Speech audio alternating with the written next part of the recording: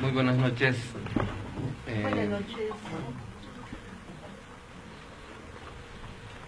Atendiendo a la invitación de Guaira, quisiera un poco ingresar una temática que les va inusual, pero van a ver cómo vamos a engranar en este tiempo que esperamos a nuestros muertos.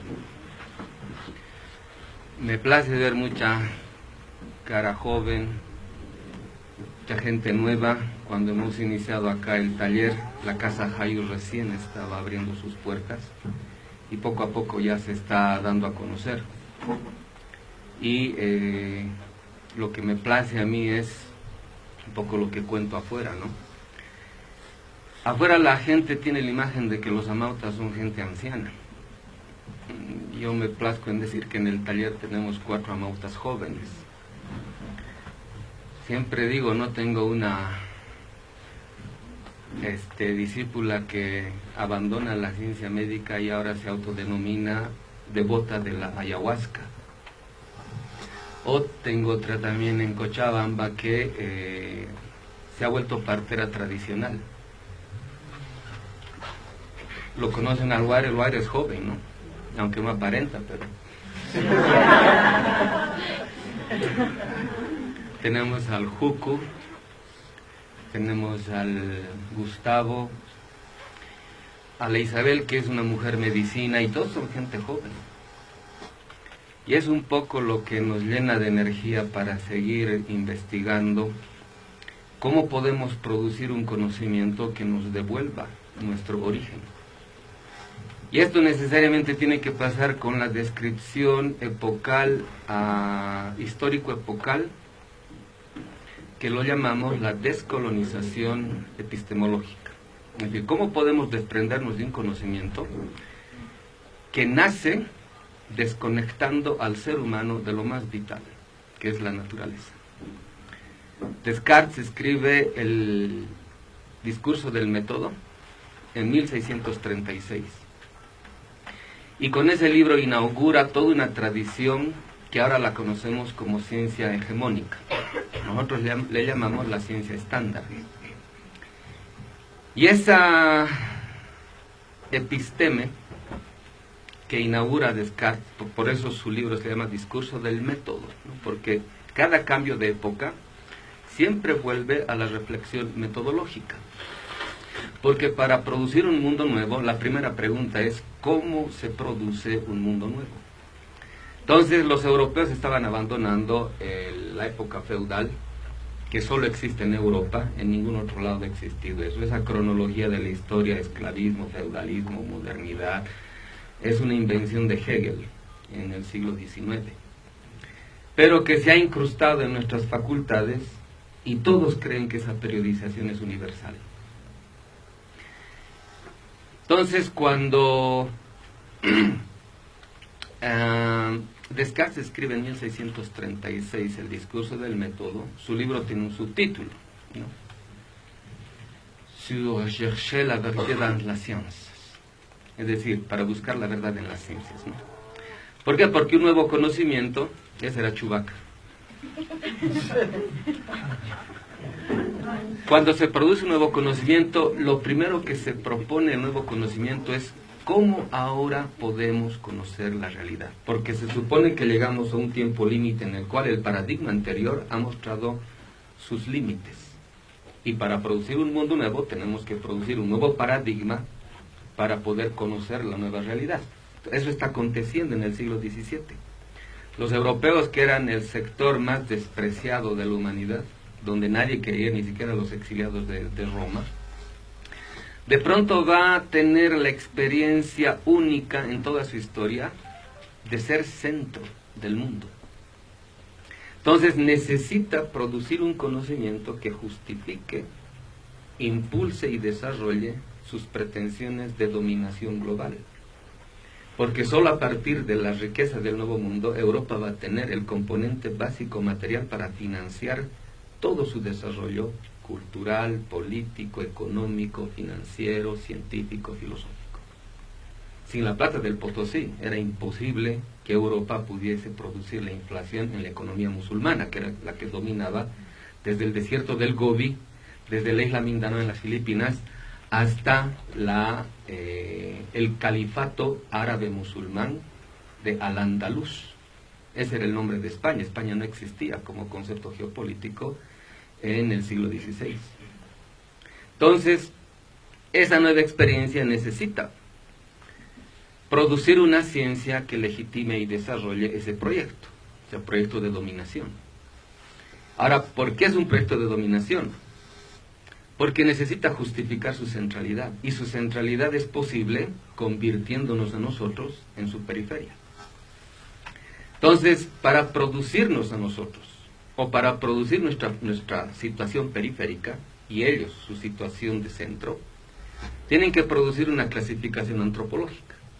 Esa clasificación antropológica inventa jerarquías de dominación entre superiores e inferiorizados. Esa clasificación antropológica está en la sustancia misma de toda la ciencia moderna. Si ustedes revisan las teorías evolucionistas de Darwin, son teorías pensadas para afirmar la primacía blanco, moderno, occidental, por sobre todas las demás, denominadas ahora razas. Entonces, necesita Europa justificar su centralidad en términos de superioridad para justificar sus pretensiones de dominación. Por eso necesita esa clasificación antropológica que divide a la humanidad entre superiores e inferiores. Entonces, cuando las ciencias y la filosofía cargan este prejuicio, entonces se entiende que la modernidad produce una racionalidad que nos muestra que lo único verdadero, lo único justo, lo único bueno, lo único racional es lo que proviene de Europa. Y todas las demás culturas han sido inferiorizadas. Esa clasificación antropológica, ustedes lo conocen con el nombre de racismo. Pues el racismo no es una discriminación más, es el núcleo mítico de toda la ideología moderna, o si ustedes quieren, de la cosmovisión moderna. Para que haya modernidad y para que la modernidad aparezca como algo bueno, todas las demás culturas y civilizaciones tienen que aparecer como lo malo, como lo superado, como lo inferior, como lo salvaje, como lo bárbaro. Pero ahora ya no nos creemos eso, ¿no? Por eso hay los eslogans que dicen, ¿no? Salvaje no es el que está cerca de la naturaleza, salvaje es el que destruye la naturaleza. Ahora, ¿quién destruye la naturaleza? Es un sistema económico que produce la modernidad y que concibe que la única forma de producir es destruir. Eso es lo que estamos viendo con la crisis climática. Estamos llegando a un punto en el cual es evidente empíricamente que el modelo, la forma y el sistema de producción capitalista no es sostenible. Contiene una lógica suicida que está destruyendo las dos únicas fuentes de riqueza, el ser humano y la naturaleza. Entonces, para que aparezca una economía que ya no le interese la producción de la vida, sino más bien está produciendo la muerte, tiene que haber un conocimiento que justifique eso.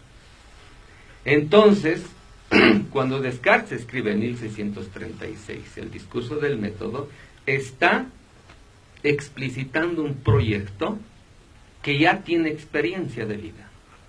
A partir del siglo XII es cuando aparece este nuevo paradigma que está gestándose, una nueva concepción de la vida y del mundo, y que se hace realidad en 1492. Otro Chewbacca. Cuando Europa va a tener por primera vez las condiciones materiales para impulsar ese proyecto de dominación. Ahora, ¿por qué es un proyecto de dominación que ya existe en la experiencia y que Descartes lo va a formular como paradigma de la ciencia?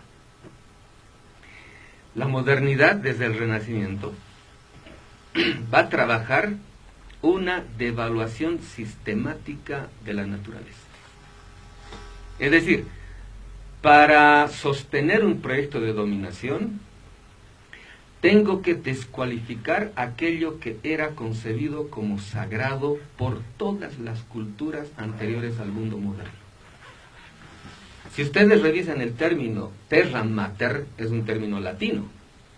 O sea, hasta los romanos concebían a la tierra como Terra Mater. Los griegos lo conocían como Gaia. En Europa era una diosa, y la vinculación entre humanidad y naturaleza tenía como mediación a las mujeres sabias, que después se van a conocer con el nombre de brujas. Es decir, todas las culturas, sin excepción, desde la China hasta los algonquines de Alaska, ¿no? Desde los patagones hasta los hunos del norte de Europa, todos concebían a la naturaleza como algo sagrado, como una madre. Y la relación ser humano-naturaleza siempre había sido una relación de respeto al círculo simbiótico que establecemos seres humanos y naturaleza. O sea, la relación madre, hijos e hijas. Por eso nunca la humanidad produjo estos eventos que en 5 siglos estamos presenciando, que como dicen los analistas en los ecosistemas, dicen, estamos a 2 grados de alcanzar un punto de no retorno en el calentamiento global. ¿Y cómo se ha producido eso? Es la civilización petrolera. Ahora, ¿eso quiere decir que el petróleo no había antes? Había. Siempre se había consumido petróleo. Los incas hacían minería. Pero nunca, ninguna producción había afectado de tal modo a la propia dinámica natural de la madre tierra, al grado de hacer que ella misma ya no pueda reproducirse. Entonces ahora estamos llegando a un punto límite en el cual se evidencia que hemos llegado a una situación en la cual necesitamos pensar una nueva ciencia. Necesitamos pensar una nueva filosofía. ¿Por qué? Porque sabemos que este mundo se está viniendo abajo, pero la vida tiene que continuar. A todos nosotros, incluso en estas fechas, con estas ceremonias de Todos Santos, se nos esclarece completamente de que ni siquiera la muerte es el fin de la vida. Por eso a nosotros nos mueve una pasión por la vida. Si el ser humano no tiene esa pasión por la vida, el ser humano se vuelve un robot funcional a un sistema de dominación. Y el neoliberalismo es la última apuesta de este sistema de producción de la muerte que nos impone un mundo sin utopías. Por eso el lema neoliberal que inauguran Margaret Thatcher y Ronald Reagan es "There is no alternative". O sea, no hay alternativa. Tenemos que conformarnos con este mundo así como está. Entonces, si nos conformamos con este mundo así como está, lo que nos viene es el suicidio colectivo de la humanidad. Entonces necesitamos producir un conocimiento nuevo. Y para producir ese conocimiento nuevo, lo primero que advertimos es que la ciencia moderna nace desconectando, rompiendo nuestra relación simbiótica con la naturaleza. Es decir, la civilización moderna es la única civilización que se ha planteado la ruptura del ser humano de su componente natural. Entonces, ahora que la madre, hoy le decimos Pachamama, está en coma, nos tenemos que plantear seriamente cómo le reponemos la vida, porque sin madre no hay hijos. Los hijos se alimentan de la madre, pero la madre está en estado de coma. Entonces, ¿cómo nosotros podemos? Porque nosotros hemos ocasionado eso.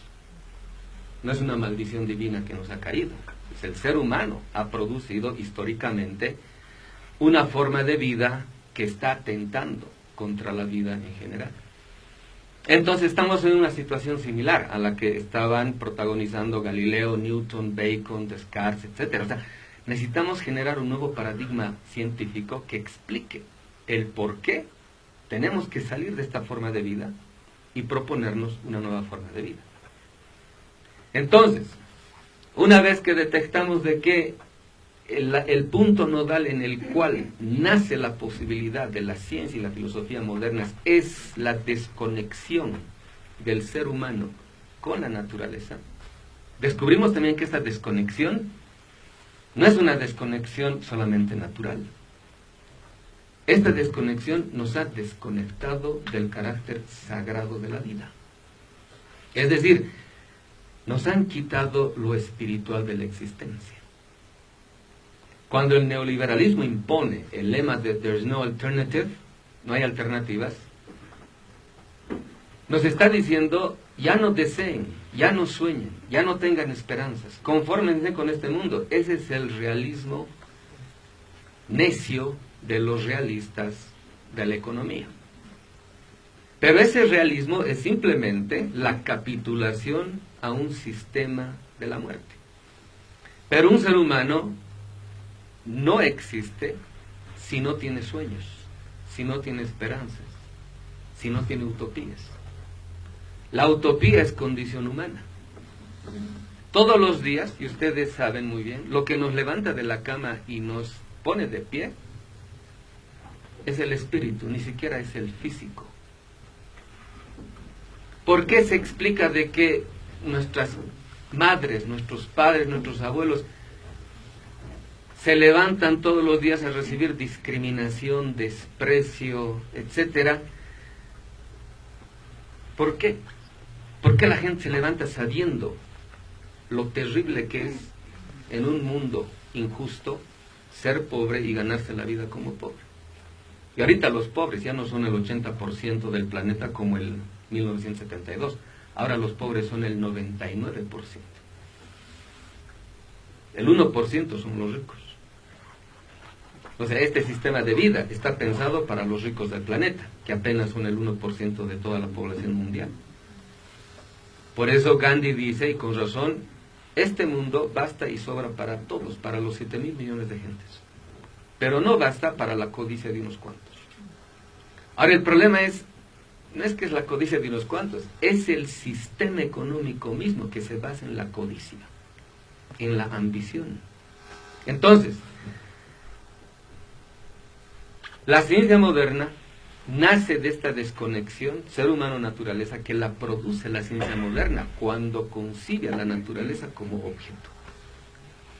Esa barbaridad la ha producido la ciencia y nosotros, con la formación académica que recibimos, asumimos eso como si fuese lo más racional.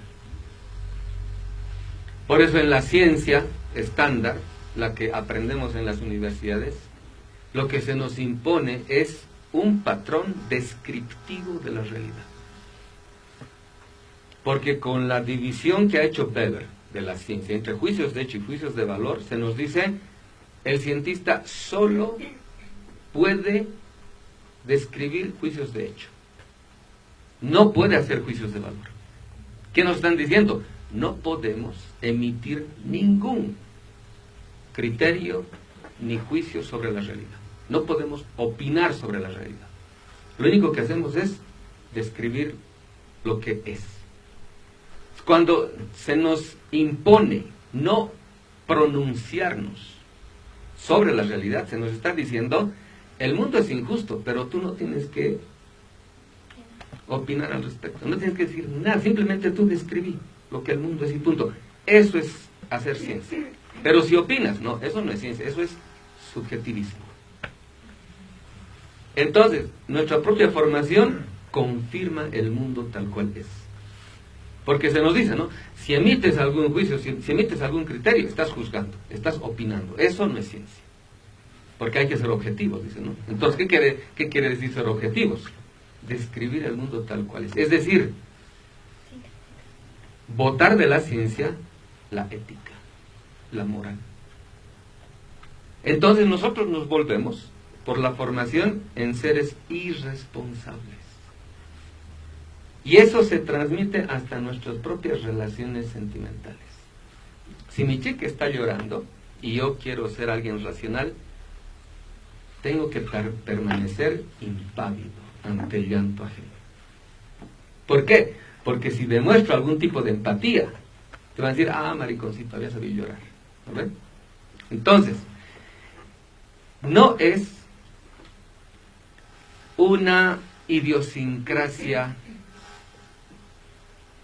de la ignorancia, la irresponsabilidad que nos constituye. No, es la formación académica que por reiteración pedagógica y habitualidad cultural desde el hogar venimos cargando y va constituyendo estructura, sistema de creencias en nosotros. Entonces, si eso constituye sistema de creencias en nosotros, el mundo moderno y el sistema económico del capitalismo, para desarrollarse a sí mismo, necesita producir sujetos que impulsen ese proyecto de dominación. Entonces, ¿qué hace?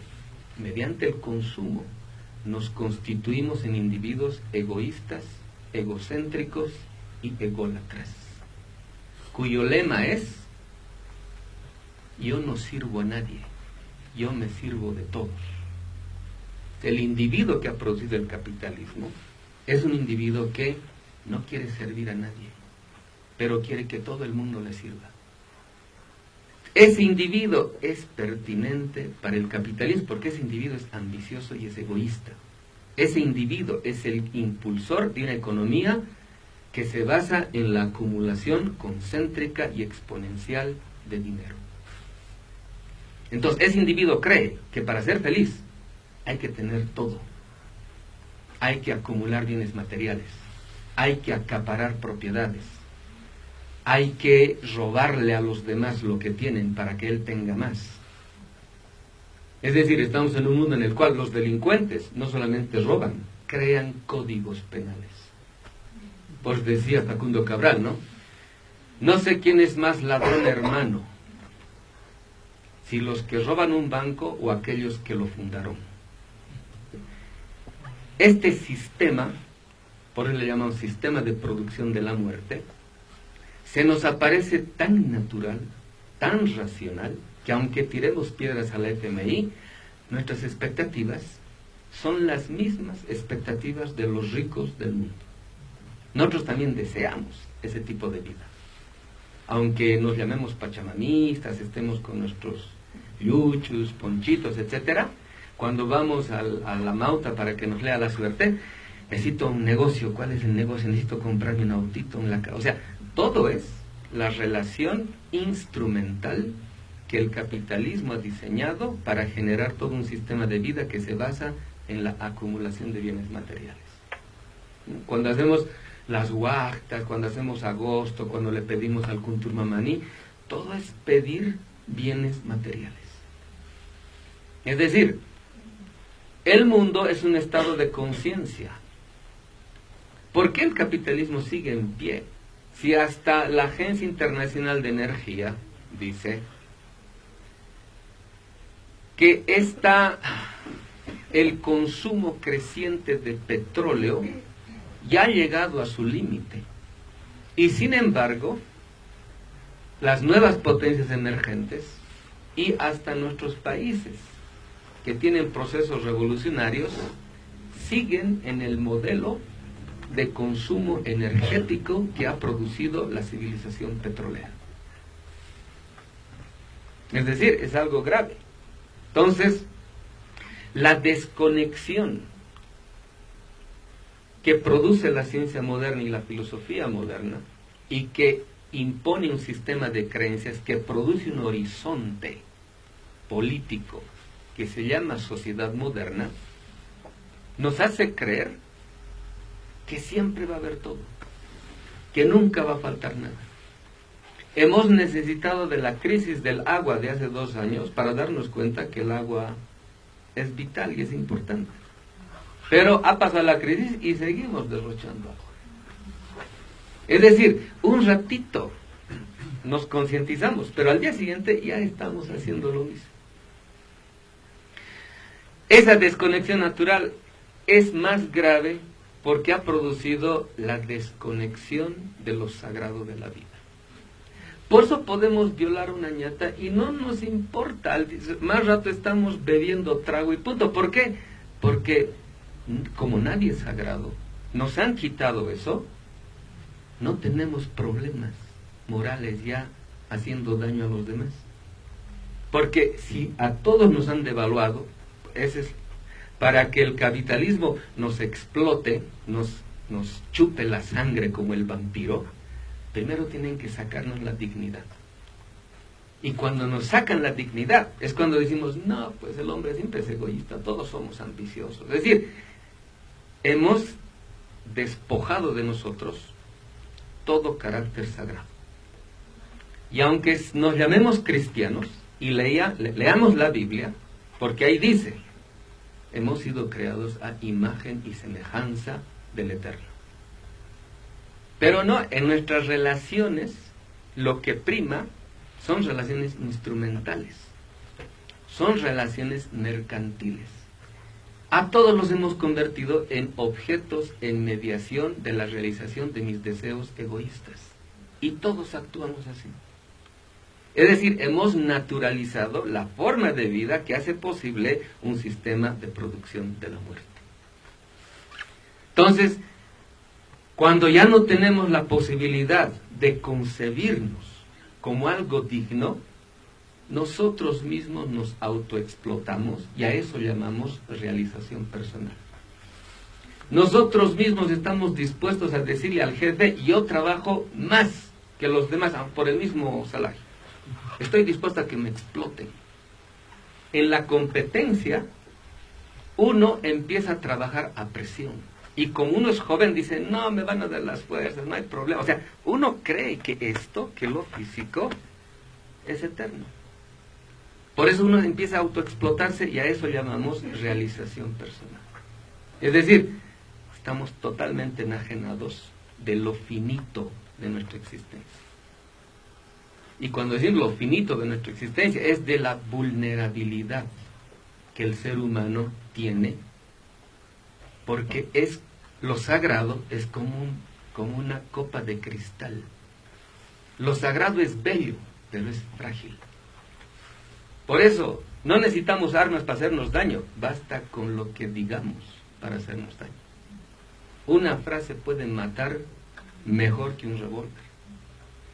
¿Por qué nuestros pueblos decían la palabra es sagrada? Porque con la palabra puedes producir felicidad o infelicidad.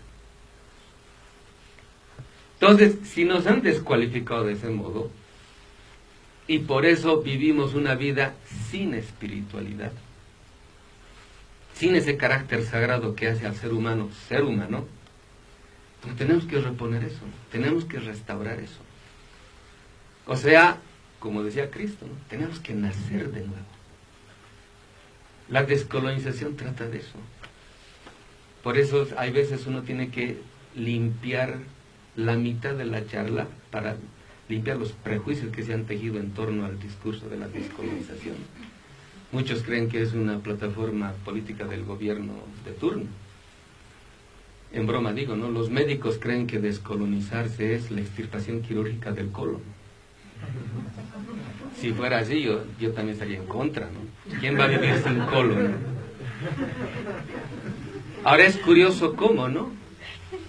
Hasta con la descolonización nos metemos al ámbito de la salud y decimos lo siguiente: el colon tiene 9 veces más neurotransmisores que el cerebro. Es decir, el colon, donde está el sistema inmunológico, tiene 9 veces más impulsos informáticos y energéticos que manda el cerebro, 9 veces más que lo que el cerebro le manda al colon. ¿Qué quiere decir esto? El cerebro no piensa del mismo modo si consumes Coca-Cola que si consumes refresco de quinta. Porque el colon le está enviando todo el contenido informático y energético que contienen en última instancia las mercancías que consumimos. Entonces ya le estoy dando una pauta, ¿no? ¿Quieren cambiar de forma de vida? ¿Cómo se cambia de forma de vida? Hay que empezar por la dieta. Hay que empezar por el ayuno. ¿Por qué? Porque así como hay alimentos que nos llenan de tóxicos, así también hay ideas que nos intoxican y no permiten nuestra liberación. Entonces, el ayuno es fundamental. ¿Por qué? Porque estamos tan contaminados por una imagen que sustituye la realidad por puros mitos que nos han inventado. Esos mitos que nos han inventado son como lentes que no nos permiten ver la realidad tal cual es. Pues cuando vemos a la naturaleza, no vemos algo sagrado. Cuando vemos un árbol, no vemos a un abuelo. Pero el abuelo está ahí. ¿Por qué no lo vemos? Porque no nos han enseñado a ver más allá de lo evidente. La ciencia moderna, desde Galileo, nos ha dicho, la materia es sólida. Y ahora vienen los físicos cuánticos desde 1920, Heisenberg, Max Planck, etc. Niels Bohr, nos dicen, dentro del mundo subatómico nada es sólido, no hay materia. No hay materia. Entonces, ¿por qué vemos esto que es tan sólido? Todo es energía, dice. Todo es información. Pues cuando consumo algo, lo que estoy consumiendo no es un componente nutricional nomás, estoy consumiendo el contenido informático y energético que cargan en última instancia todo aquello que consumimos. Entonces, otra pauta, ¿no? Ustedes saben, los varones sabemos eso, ¿no? Hay gente tan mala que estamos bebiendo y alguien que no nos cae bien, ¿qué hacen los malos? Agarran y escupen el vaso de cerveza. Y eso, el inocente va y toma y después le está sucediendo su ser. Es decir, la intencionalidad también se consume. ¿Qué pasa, no? Nuestra madre nos cocina bien rico un pespe, o una sarta de pollo, o un saice, y lo prepara con amor. Cuando nosotros comemos eso, también estamos consumiendo el amor que la madre le ha puesto a esa comida. Eso es lo que realmente alimenta. Pero ya no comemos en casa. ¿Dónde comemos? En los restaurantes. ¿Cuál es la intencionalidad con la cual producen el alimento en los restaurantes? No hay nada de amor ahí. Lo único que ven así los chefs o los cocineros es ¿cuánto dinero voy a hacer? Esa intencionalidad estoy comiendo. Después quiero ser espiritual. Pero estoy consumiendo toda una intencionalidad que me está intoxicando. Entonces, ¿a qué punto llegamos en el cual la ciencia ya no puede pronunciarse? Porque la ciencia ha dividido la realidad entre lo cuantitativo y lo cualitativo. Y lo único que la ciencia conoce es aquello que es medible. Entonces, si la ciencia solamente se pronuncia por lo medible, ¿qué pasa con el otro 50% de la realidad, lo cualitativo? Y eso es lo más importante, pero de eso nadie nos dice nada. ¿Por qué? Porque ese es el ámbito mítico simbólico. Y de las universidades han despachado la teología y hasta han despachado la ética. Entonces, como no estamos indefensos, no tenemos armas para reconstituirnos a nosotros mismos, entonces tiene sentido la reflexión epistemológica que dice, bueno, hay que producir un conocimiento nuevo, que nos abra los ojos, que nos quite estos velos, estos mitos que nos han construido, y que podamos tener experiencia con la realidad. Ahora entrando en tema, Martin Heidegger, en 1929, escribió un libro que se llama Sein und Zeit, Ser y Tiempo. Y dice él,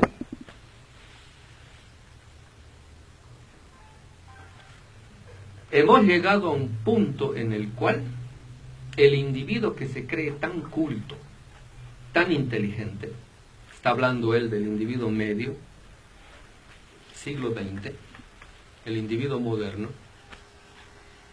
que no sabe cómo relacionarse con el ser. Cree que el ser es un ente, es una cosa. Es decir, para que nos entendamos, todos creemos que Dios es una cosa, es un objeto, es una imagen. O sea, necesitamos una referencia objetual, espacial, para imaginarnos lo divino. Pero se nos dice ahí que Dios es espíritu. Pero no tenemos ya forma de entender qué es eso, que lo divino es espíritu. ¿Cómo podemos imaginar algo que no tenga forma, pero que podamos conocer qué tipo de relación establecemos con aquello que no tiene forma, con aquello que es espíritu? No tenemos. La ciencia no dice nada al respecto.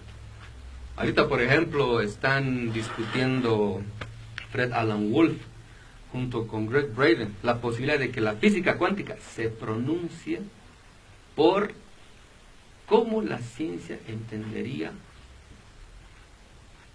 un concepto más allá de lo que ha producido la cristiandad latino, romano, germánico, etcétera, de lo que es Dios.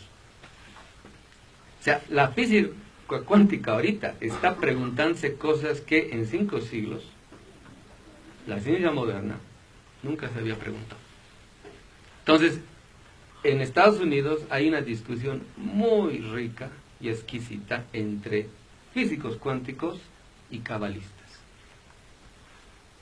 Porque dicen, ¿no? Los cabalistas le dicen, lo que ustedes llaman energía, ese vacío inteligente que está en el mundo subatómico, que es casi todo, porque no hay materia, no hay algo sólido, nosotros lo llamamos a eso la Shejina. ¿Qué es la Shejina? La Shejina es la presencia divina, que atraviesa todo. Para que me entiendan, es la fuerza, ¿no? Cuando dicen que la fuerza te acompañe, que la fuerza está en todo, eso es la Shejina, dice. Entonces, esa energía que está en todo y que nos permite decir que todo está interconectado, que nada está separado en la vida, esa es la energía inteligente con la cual interactuamos, ya sea consciente o inconscientemente. Entonces dicen estos, ¿no? Lynn McTaggart dice, ¿no? Las culturas y los pueblos indígenas tenían un conocimiento que concedía de modo holista la realidad. Es decir, no eran salvajes, no estaban atrasados, eran más inteligentes que los científicos de hoy en día. Porque la ciencia de hoy en día parte la realidad, fragmenta la realidad y cree que puede conocer la realidad de modo fragmentado. Todo está unido. Y para pensar una realidad de modo holista, yo tengo que saber pensar de modo complejo. Saber hilvanar todas las relaciones complementarias y recíprocas entre todos los elementos que constituyen una totalidad de sentido. Pero la ciencia moderna ya no te da ese tipo de posibilidad. Por eso las especializaciones cada vez constituyen nuevos ignorantes con un sinfín de títulos. Son tan especialistas que solo saben el dedo gordo del pie izquierdo y ahí acaba su conocimiento.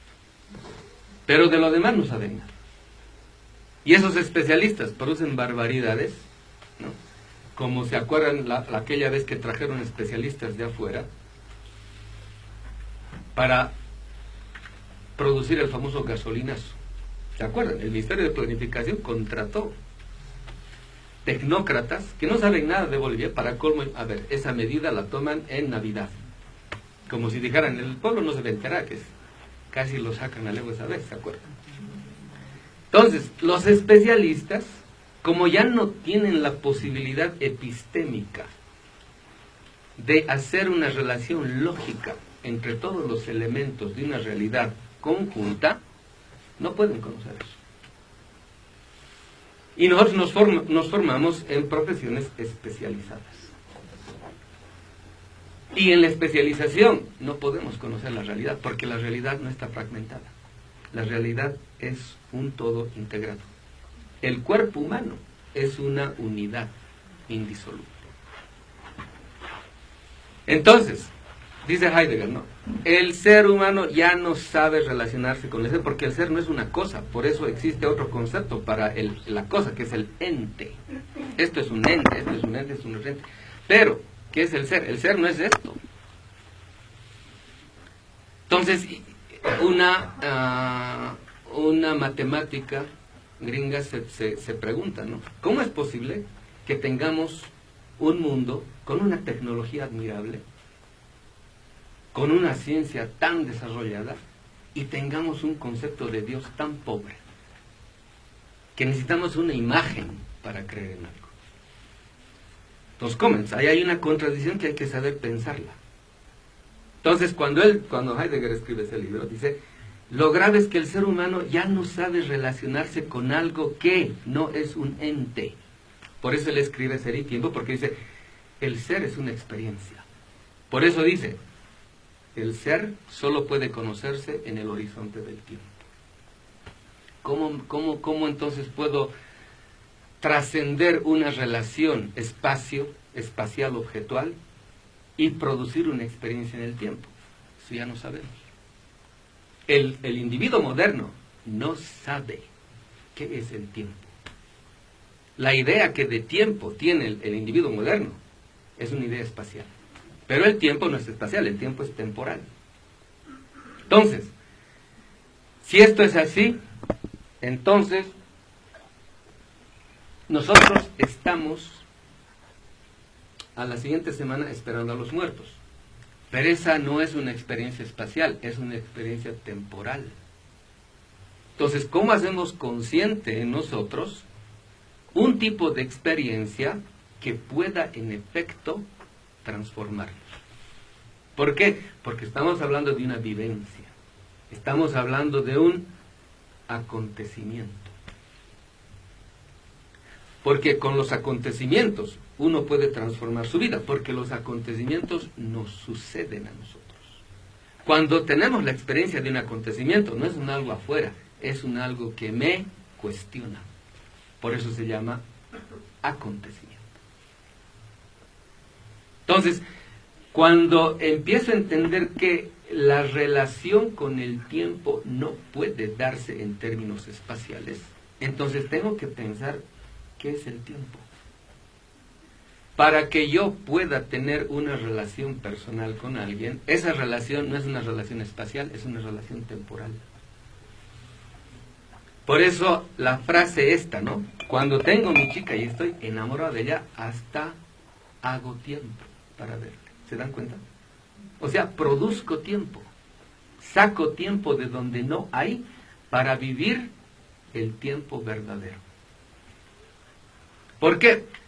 Porque el tiempo verdadero es el tiempo que no es el tiempo rutinario, no es el tiempo de las horas, no es el tiempo de los minutos, el tiempo en el cual yo mismo empiezo a ser para mí ser humano. Es decir, cuando soy capaz de sacarle tiempo de donde no hay tiempo, yo me vuelvo creador del tiempo. Y el tiempo que produzco no es un tiempo ordinario, es un tiempo sagrado. Por eso el tiempo que vivo con la persona que amo es un tiempo que vale cada segundo que lo vivo. Entonces, es como si me hubiese separado de lo habitual y hubiese producido un lugar en mi vida en el cual soy realmente ser humano. Eso es lo que uno vive en lo ceremonial. Cuando la ceremonia nos conmueve, es cuando la ceremonia se ha hecho acontecimiento en nosotros. Y cuando la ceremonia se ha hecho acontecimiento en nosotros, ahí está la llave en la cual yo me estoy transformando a mí mismo. ¿Por qué? Porque ese acontecimiento me está interpelando de tal modo que estoy empezando a creer otras cosas. Estoy empezando a creer algo que no creía antes. Estoy empezando a desconectar la intoxicación que hay en mi cerebro y estoy produciendo nuevas relaciones neuronales. Es decir, estoy produciendo nuevas experiencias. Esas nuevas experiencias se van a convertir en nuevos conceptos. Esos nuevos conceptos se van a convertir en nuevas creencias. Esas creencias se van a convertir en nuevas decisiones que voy a tomar. Ese es un patrón de vida que ya no sería experimentar, porque eso es de laboratorio. Estoy vivenciando el nacimiento de un nuevo patrón de vida que me está reconstituyendo a mí mismo. Por eso la descolonización no es cambiar de ideas, es cambiar de forma de vida. Ahora, ¿cómo se cambia de forma de vida? Ahora, con todo lo que hemos avanzado en el taller, hemos descubierto lo siguiente. Esto que llamamos subjetividad, que tiene como base material la corporalidad, es un todo integrado. Es decir, no existe el dualismo alma-cuerpo. Todo está unido, todo está integrado. Por eso, todo esto es sagrado. ¿Qué quiere decir todo esto es sagrado? Todo esto que soy es único. Todos somos únicos. Todos somos sagrados. Para que eso realmente haga existencia efectiva en mí, debo de creer en serio de que soy sagrado. Solo creyendo que soy sagrado, entonces otra vez produzco la dignificación de mi vida. Es una experiencia que tengo que provocar en mí para que el todo de la vida, como todo está unido, ahora ingrese en mí como experiencia. Cuando el todo de la vida ingrese en mí como experiencia, ahí mi vida se puede transformar. Porque ahí los muertos no han muerto. Los muertos están más vivos que los vivos. Por eso los esperamos cada 1 de noviembre. Por eso nos soñamos con nuestros muertos. Por eso podemos rezarles a nuestros muertos. Por eso podemos convocarlos. ¿Qué hacemos el 1 de noviembre? O desde el 31. Les esperamos ¿con qué? Con lo que les gusta, con lo que les gustaba. Es decir, los convocamos del más allá y los traemos. Y ellos vienen. ¿Por qué? Porque los muertos están pendientes de los vivos. Dice una oración sufí: si los muertos no rezaran por los vivos no vivimos un minuto más. Es decir, ellos se preocupan por nosotros, pero no pueden hacer nada. ¿Por qué? Porque el conocimiento moderno nos ha hecho creer que ellos ya no existen.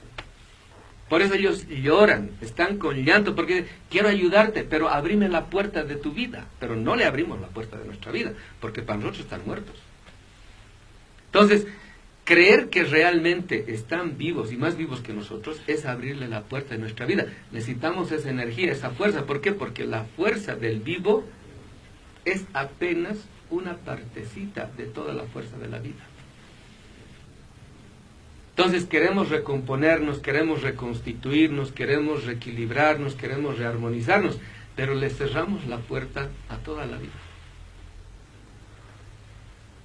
Si no creemos, no sucede nada. Por eso dicen, ¿no ve? Conozco a un amauta así, ese te cura bien, pero tienes que creer. Si no crees, en vano vas a ir. Porque si vas con dudas, ¿no?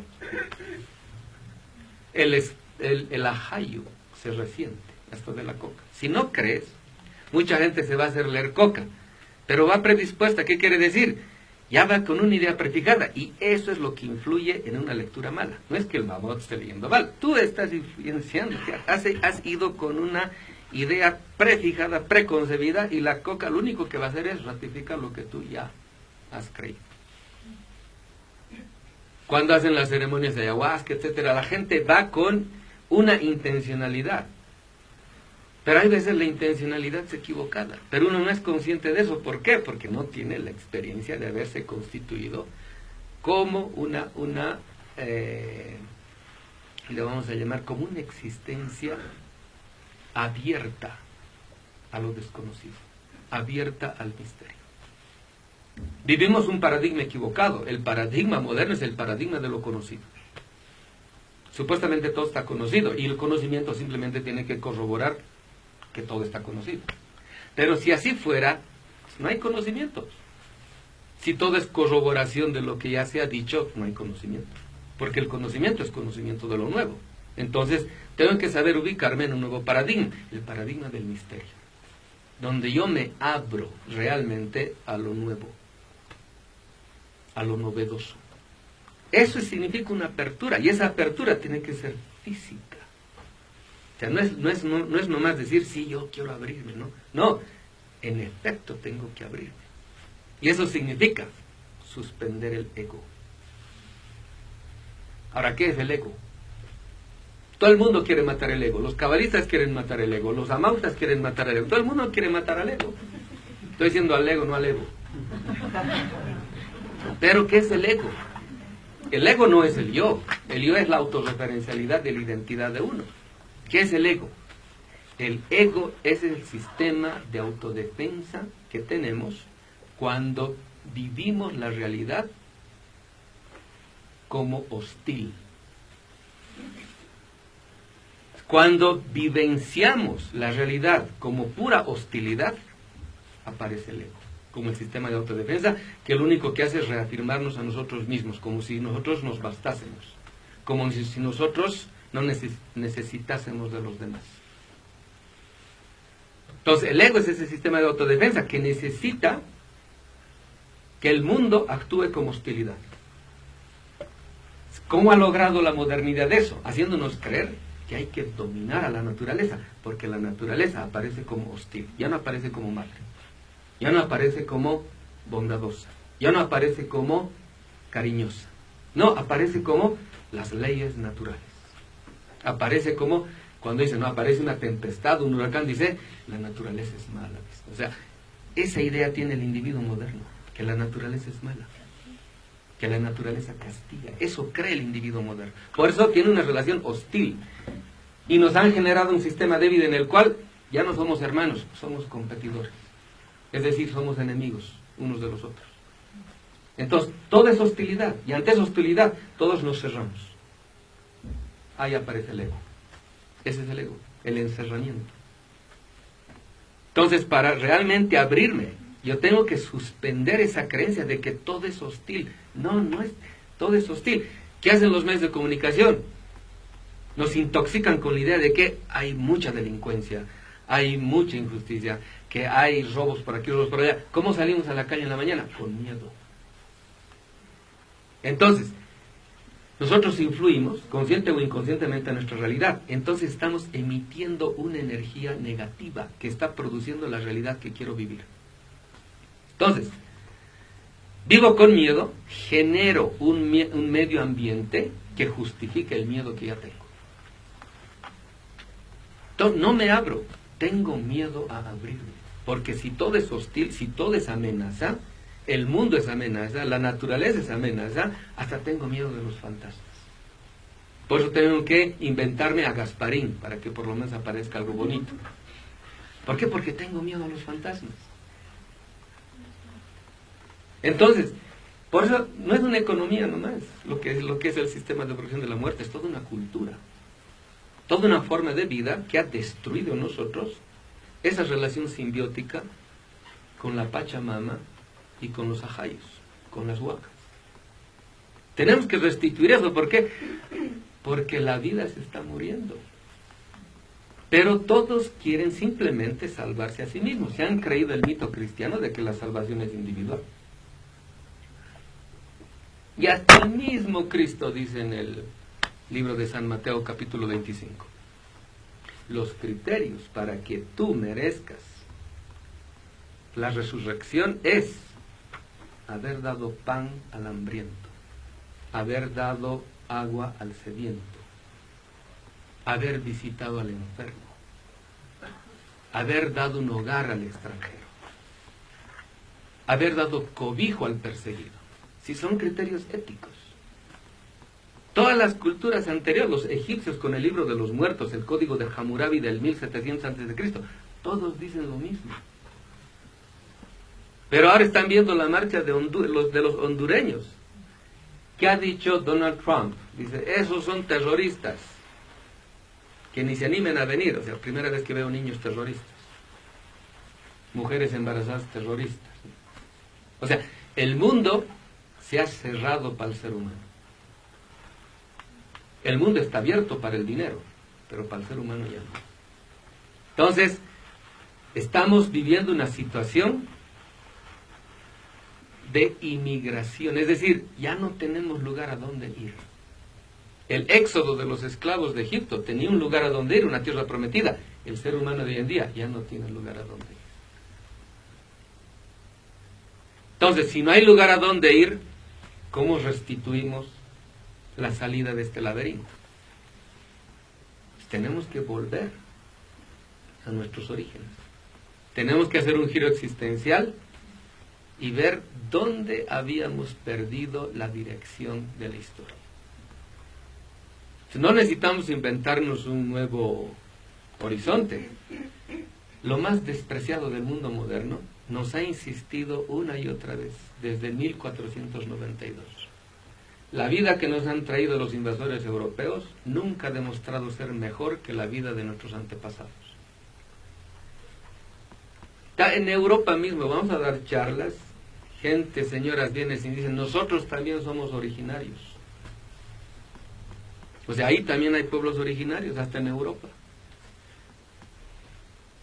Entonces, la humanidad, en vez de ir adelante, en vez de ir al futuro del progreso moderno, la humanidad se está dando cuenta que ese futuro es el suicidio colectivo de la humanidad. Entonces, si ese futuro es así de malo, tiene sentido hacer un giro existencial y volver. Ahora, eso no es volver al pasado. Si ustedes salen de sus casas mal, así, con peleas, pleitos, etcétera, han dejado llorando a sus padres, después se dan cuenta, toman conciencia, no debe haberme ido, regresan a la casa de la madre, del padre, no están retornando al pasado. O sea, el pasado es lo más presente en nosotros. ¿Por qué? El espíritu andino amazónico no está en el pasado, está aquí. Por eso lo vamos a esperar a nuestros muertos en el horizonte que ese espíritu nos lega, nos dona. Pero para eso yo tengo que creer en eso. Tengo que transitar existencialmente de una creencia anterior, que es la que produce mi infelicidad, a una nueva creencia. Tengo que hacer una nueva apuesta en la vida. Entonces, volver a lo nuestro no es retornar al tiempo de las ñaupas, como dicen los que critican la descolonización. Es actualizar lo más vivo de mi memoria histórica para enfrentar los retos del presente. Ser Kepnaira. Para ir adelante, tengo que mirar atrás. Porque en la temporalidad humana, el impulsor del presente no es el futuro, es el pasado. Si no, vean la enfermedad de moda de la modernidad tardía. ¿De qué sufre la gente mayor hoy en día? De Alzheimer. La pérdida de la memoria. ¿Y qué pasa cuando alguien pierde la memoria? No sabe ni conducirse en el presente. Estamos todos con Alzheimer. Hemos perdido el pasado y la consecuencia, no sabemos qué hacer en el presente. Y si no sabemos qué hacer en el presente, tampoco sabemos cómo proyectar futuro. Entonces ahora vamos a esperar a los muertos. ¿Y ustedes creen que los muertos están atrás? Los muertos están adelante. Ese adelante no es un futuro. Ese adelante es otra cosa.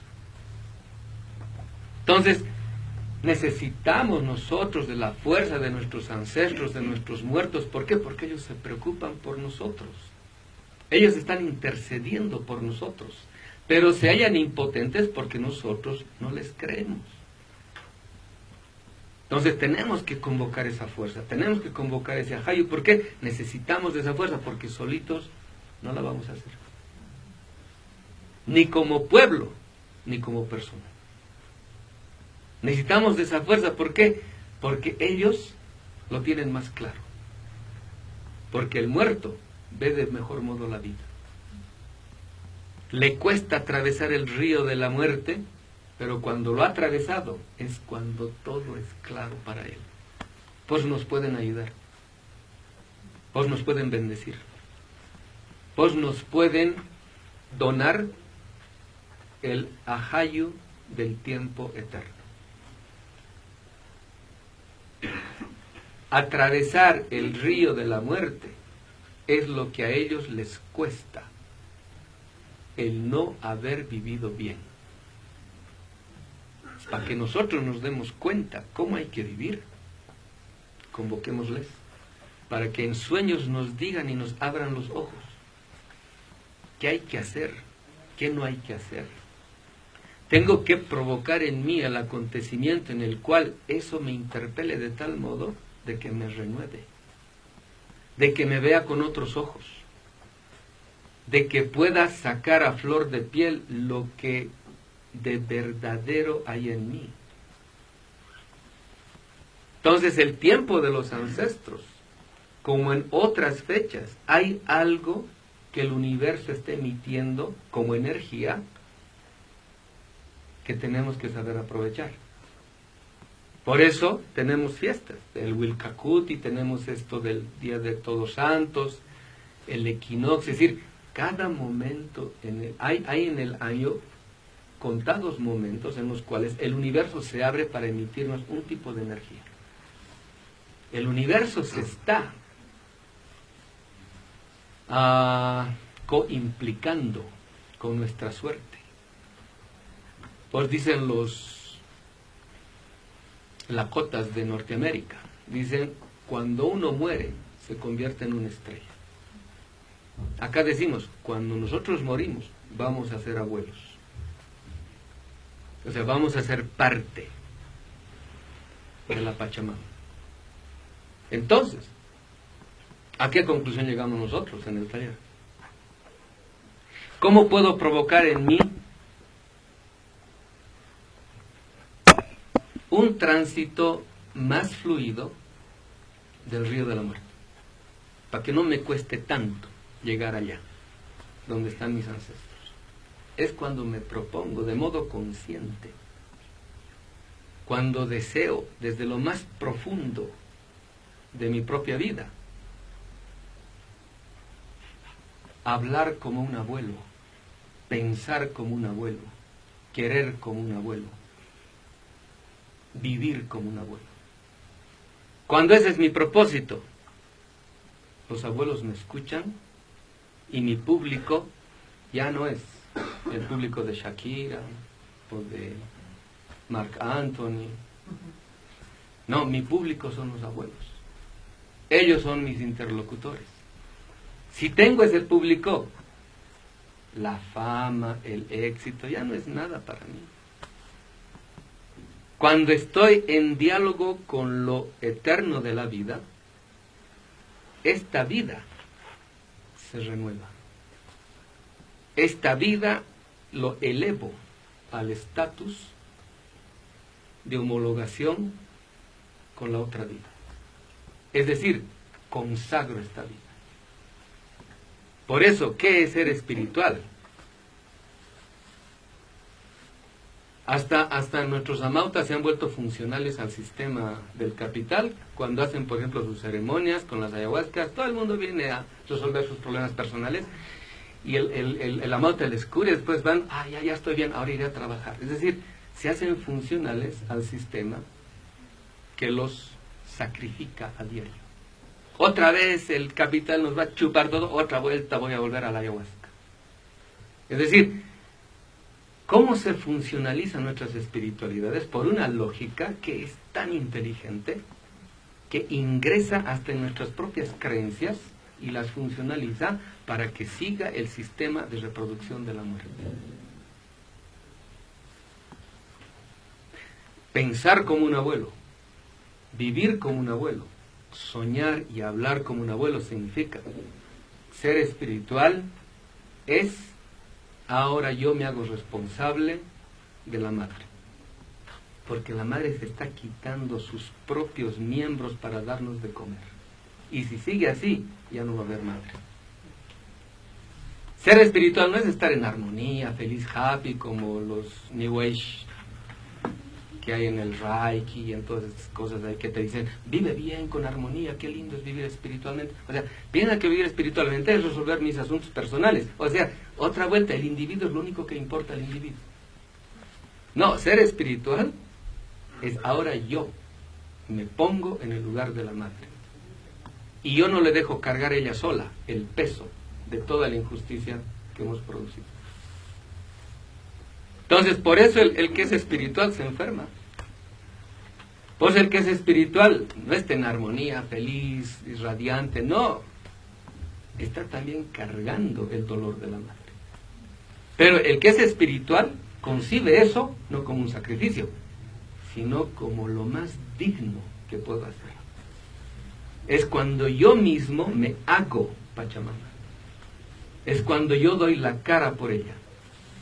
Es cuando rezo. Yo no rezo diciendo, ay, mañana tendré trabajito, que el autito que me vaya bien, o conseguímelo parking, Diosito, ¿no? Que no me falte el trabajo. No, cuando rezo estoy rezando por toda la humanidad. Estoy rezando por toda la vida. Yo me hago responsable del todo de la vida. Ese es el Uiwiri, ese es el criador. Me constituyen criador de la vida. Por eso lo que emito ya energéticamente ya no es intoxicación, sino limpio el medio ambiente hasta con mi propia presencia. Ahí me constituye en Uiwiri, en criador, en sujeto. Entonces, ser espiritual no es fácil. Ser espiritual es lo más digno que uno puede aspirar, pero eso te cuesta la vida. Te cuesta la vida quiere decir, ahora sabes en qué consiste vivir y tú te conviertes en ejemplo de vida. Entonces tenemos que provocarnos para que el 31, el primero, acontezca en nosotros un acontecimiento. Es decir, estamos emitiendo una intencionalidad energética que va a hacer que se case con la intencionalidad energética que yo estoy provocando. Es decir, voy a encontrar una energía semejante. Así provoco en mí el acontecimiento. Necesito esa experiencia de vida para que mis ideas cambien. Necesito provocar un acontecimiento en mi vida. Entonces, esta charlita solo era para eso, para provocarles, para nada más. Muchas gracias.